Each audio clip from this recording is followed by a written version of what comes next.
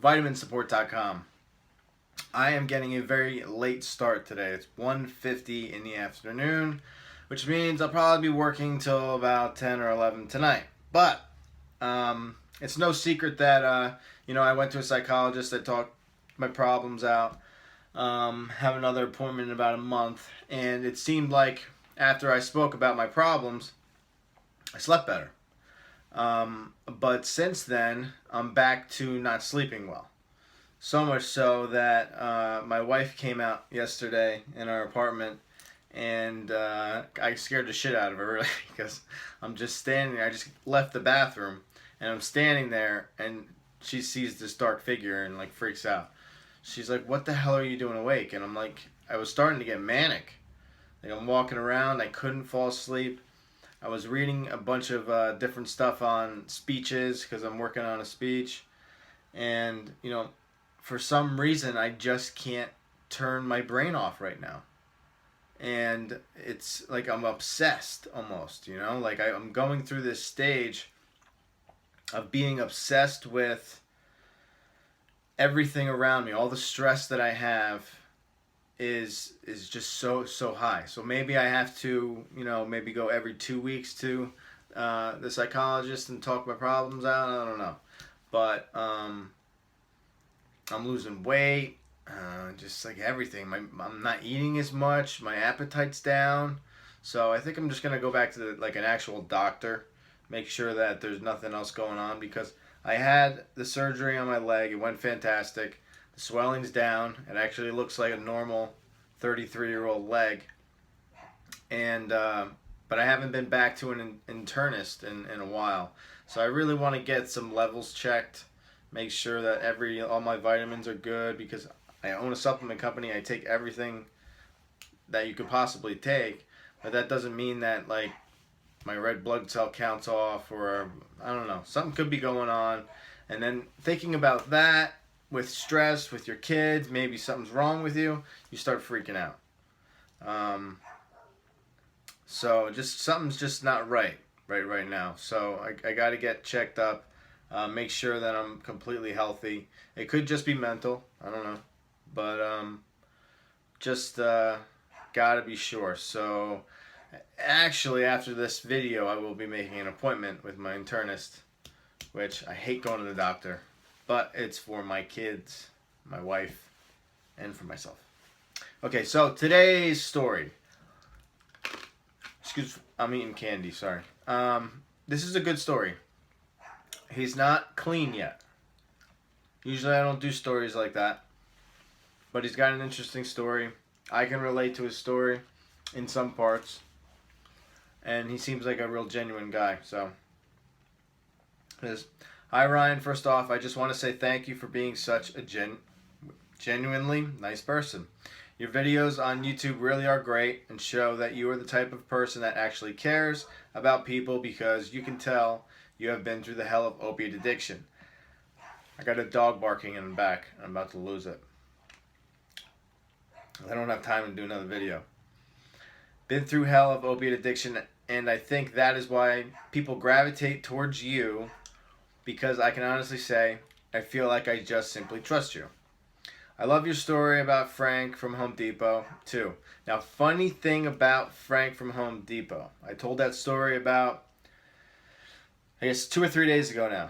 This guy walked me around. I'm not going to go through the whole thing, but he went above and beyond customer service. He was a joy to be around. He made my experience at Home Depot more fun than it usually is, which is hard, because I love Home Depot. Sometimes me and Jacob just go to Home Depot just to walk around. But this guy was outstanding, so much so that I wanted to do something for him. So when I got to the counter, I asked the lady, is there a way to sign somebody up for Employee of the Month or recommend them? And she gave me a survey on my receipt, which didn't work. I had to call corporate. So I was on the phone with corporate talking about this guy.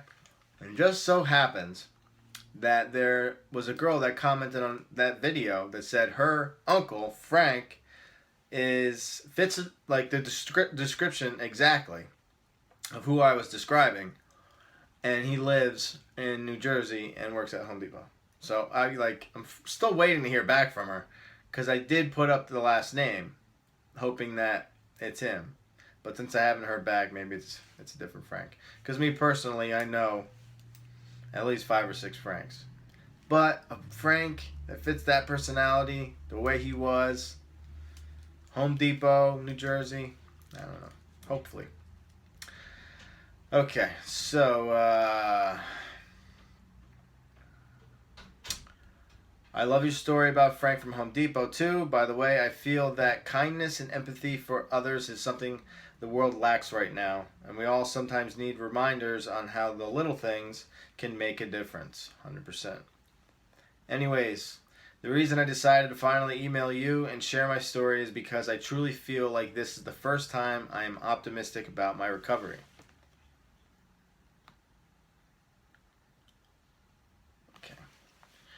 My struggle with opiates began about 3 years ago when I was 28 years old.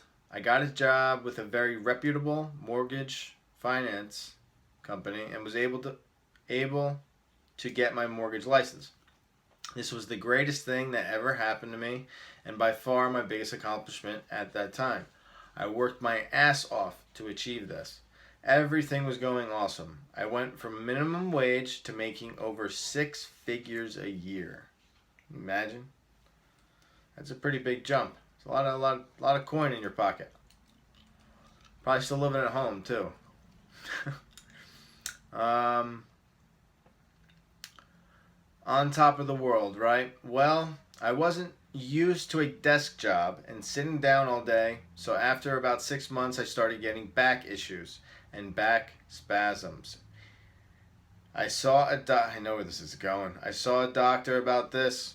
And instead of getting a back adjustment or whatever they do,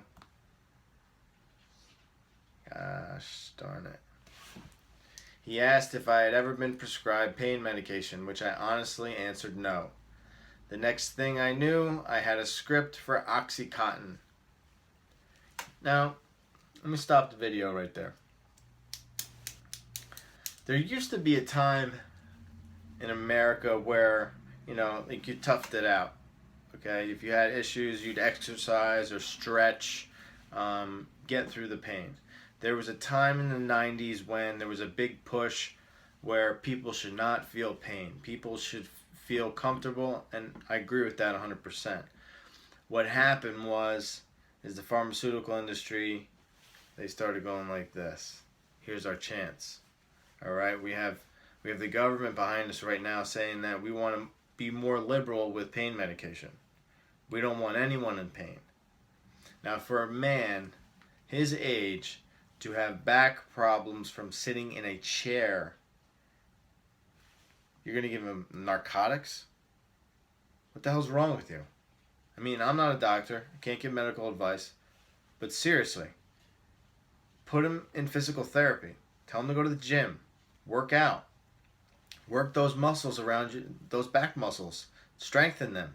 Get a stand-up desk. Don't go on narcotics. But the scary thing is, majority of people, it's changing now, but the majority of people are now questioning everything. It doesn't matter. It used to be like, if a doctor says this, you do it. Okay? Because they went to medical school, you didn't. They're smarter than you. You listen to them, you do whatever they say. Or get a second opinion. And then you listen to that doctor because that doctor's smarter than you and they went to school for a long time.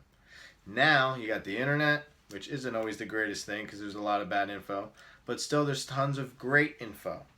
So you can actually research what the hell's going on with these medications. You can see firsthand accounts. People are putting on forums, this shit's dangerous, stay away from this. This is what I had happen to me. The fact that he was prescribed Oxycontin because he had back problems from sitting too long throughout the day. That is what caused the opiate epidemic.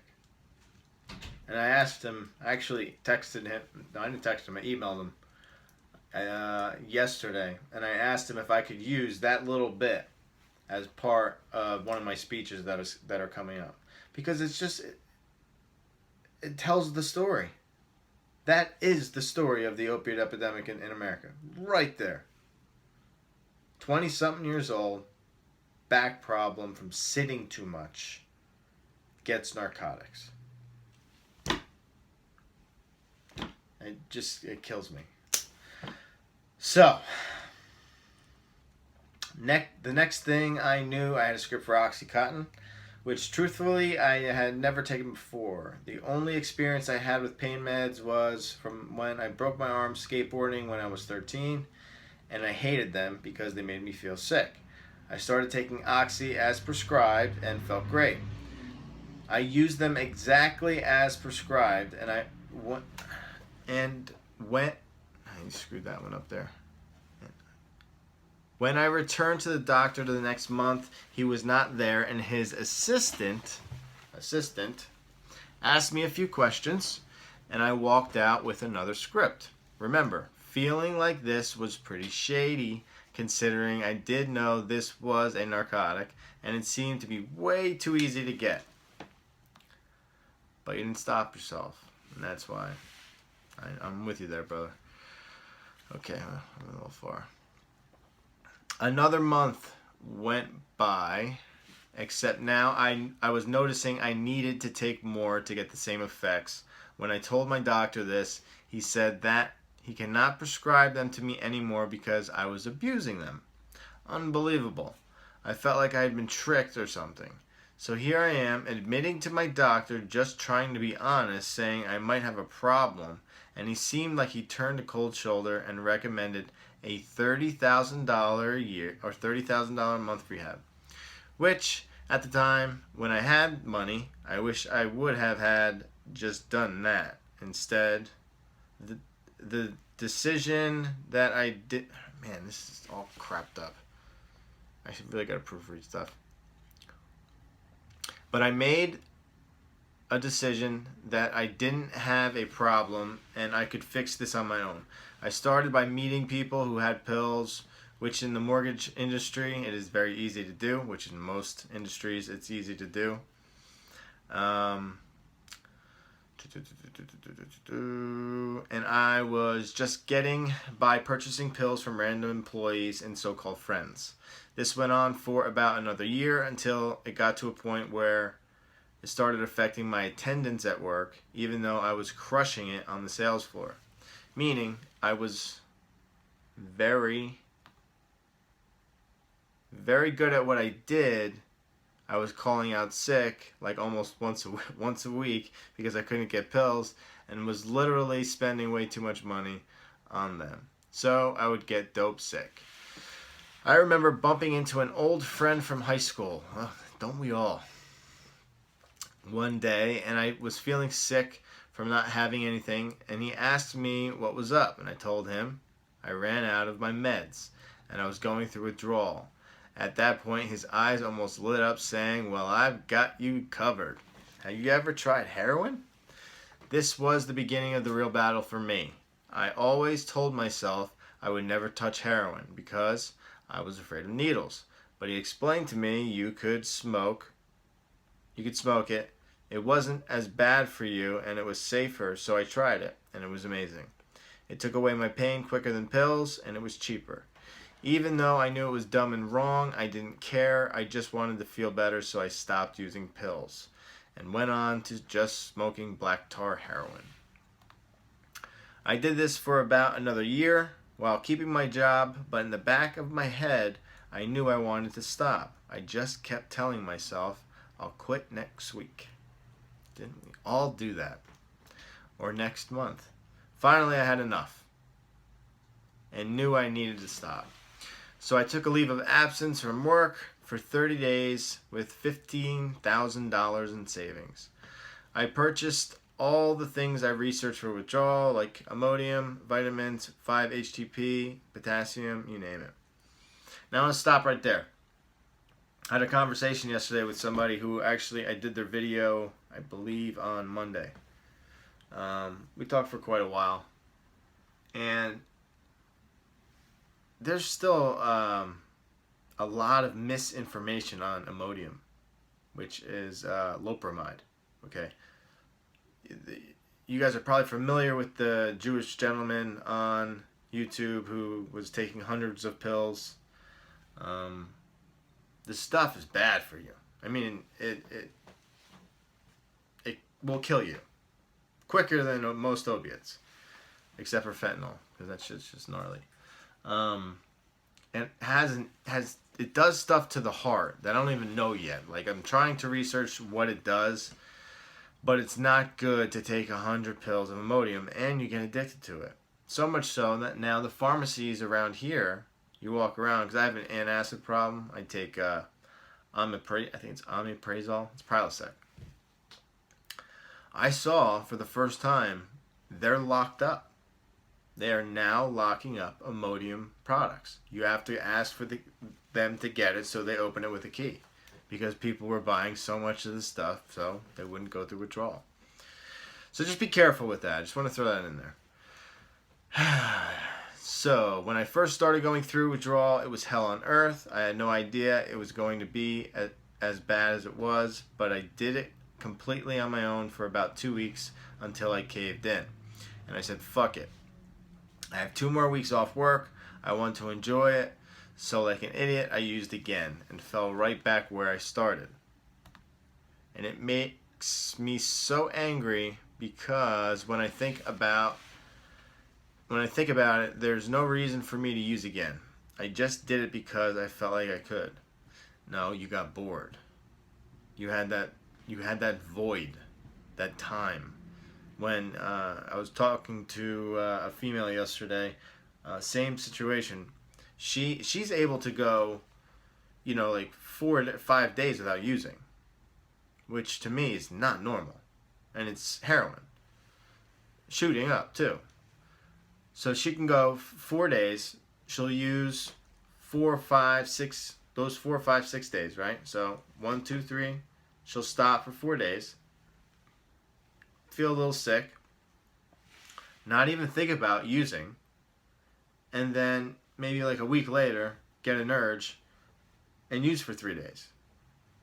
And I asked her, I'm like, how is this working? Like, do you not have a lot to do? She's not employed. Way too much time on her hands. And she has this huge void, this mental void. We need stimulation. You have to be able to be, excited about things, about progress and goals. You need to fill your life with things that you're looking forward to achieving. Because if you don't, you get bored and you go back to using. It's what happens. I see it 1,000 times. All right? So you have to fill that void with something positive. Whether it be joining like an art class or take another college course or, donate your time at a soup kitchen. Something that is on schedule that gets you out and about, socializing with people, not by yourself, thinking and being bored. Because that's what leads you to get on your phone and text somebody and ask for something. So, I just did it because I felt like I could control it. Okay, well, we know how that went. I don't know why or what made me give in so easy. At this point, I really went on a bender and partied my ass off for the next 2 weeks until the day came when I had to go back to work, and instead of showing up, I quit my job. I spent all my money and was forced to move back in with my parents, which, thankfully, they let me do after I explained my situation to them. They were supportive and allowed me to move in. I saw another doctor and got prescribed Suboxone, which did work for a while, but once it ran out, I went right back to smoking tar again. So I guess the reason I decided to share this is because just writing this is helping me realize how stupid all this sounds and how I completely destroyed my life because of this addiction. Okay, you didn't destroy your life. I had conversations all week with people with the same mentality. Your life is not destroyed, okay? It doesn't matter even if you have felonies, okay? Because I have felonies, all right? I got in trouble because of this shit. You can start your life over. You can do it all on your own. It's hard as hell, but you only get one life to do it. So you might as well. I mean, you're smart as shit, man. Look at you. You don't have a record. You're making 6 figures. You don't think you can do that again? You don't think someone will hire you again? I guarantee you someone would. And once you get through this, you're going to be smarter, stronger, more mentally tough. As long as you work a program that works for you, that keeps your head in the game. That's the game of life. Like not falling off and being like, oh man, I'm bored. I wonder what Johnny from high school is doing. Because you know how that's going to end up. Alright, so I just want to be done with this and quit for good, and I can't let my relapses stop me from succeeding, because I think that is a big issue with people, is they try to get clean and fail multiple times because you start to feel like it's impossible. That is true. But for some reason, I feel like this time is different, and I'm going to do whatever it takes to get my life back and just be normal and happy again. I have my job back once I'm clean. There you go.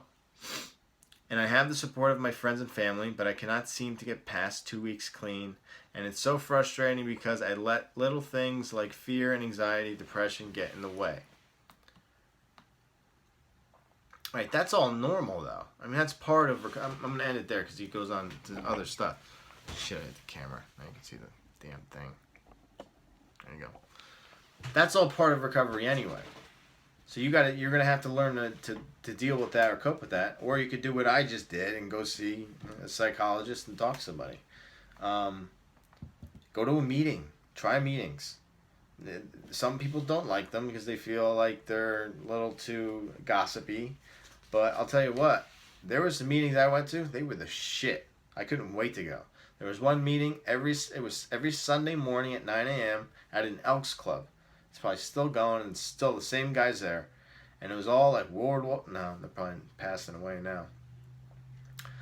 Vietnam, Korea, and a couple World War II guys hanging around. But hard-nosed SOBs, okay? Old school. And they talk recovery, and there was no why me, why me. It was pick your shit up, get your life together, take care of your family, and get back out there and enjoy life. That's the way it should be. Okay? So, I understand the constant relapsing, but you have to do more. You have to try more. Try new things. Have you gone to meetings? I mean, I don't even know. Please just write me. Write me an email. Let me know what you've done so far, and I'll offer you a list of things that you could possibly try to jumpstart brain chemicals and get you in the right direction, because you're a smart young guy who really, in my opinion, you got screwed. You did. You got screwed by a doctor who was looking out for the almighty dollar. All right, so if you want to share your story, you can email me at ryan@compsupport.com. In the subject line, put YouTube story, my story. Let me know if you want to use your first or last name or stay anonymous. Continue watching. I will see you guys later. I have a long day. You still feel free to give me a call. I will answer if I'm able. I have noticed, though, my connection in my office has gone to shit. And I don't know why. So if you have an iPhone, please FaceTime audio me, because it goes off of Wi-Fi. And I can hit you on speaker and I can talk to you for however many hours you want while I'm working.